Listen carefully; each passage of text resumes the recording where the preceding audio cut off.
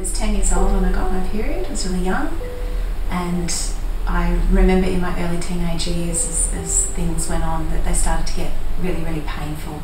And I went to see the matron at school, and I said to her that I was struggling with the pain, and she looked at me and said, "We're going to have your periods for the next 40 odd years. I suggest you stop whinging and get on with it."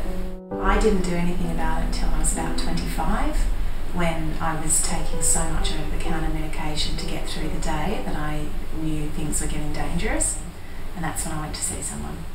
And so we did the surgery, and I was really shocked when they came back and said that I had it was moderate to severe endometriosis. That really took my breath away. At that point I did a little bit of reading, and my main concern was fertility. I'd heard that it could affect your ability to have a baby, and that was probably my number one concern. And I left always wondering whether or not I'd be able to have children. The pain can be excruciating, really debilitating, to the point that you can't function during the day. And knowing that you have to go through it every month is really emotionally challenging. It's like knowing that you are going to break your finger every month for 40 or 50 years, and that's a really hard thing to deal with. The fertility thing came up after I'd had a third surgery where I was told that the endometriosis was beyond off the scale severe, and that I now had a lot of scar tissue after 3 surgeries. When I met my husband, I was already 33, so I knew that we didn't have a lot of time to muck around. We got married and we started trying immediately. I was so convinced we'd have to go down IVF, but I was told to give it at least 6 months of trying naturally, which I thought was going to be a waste of time.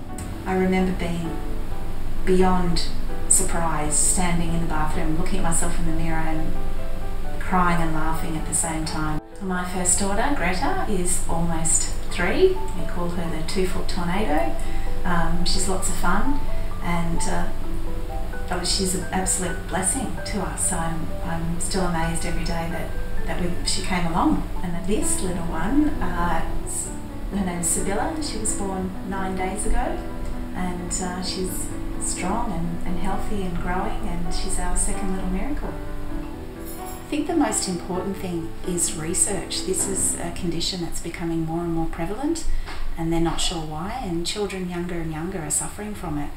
Funding for research is really important because it's a really genuine condition, needs to be taken seriously, and it's affecting many, many women's lives.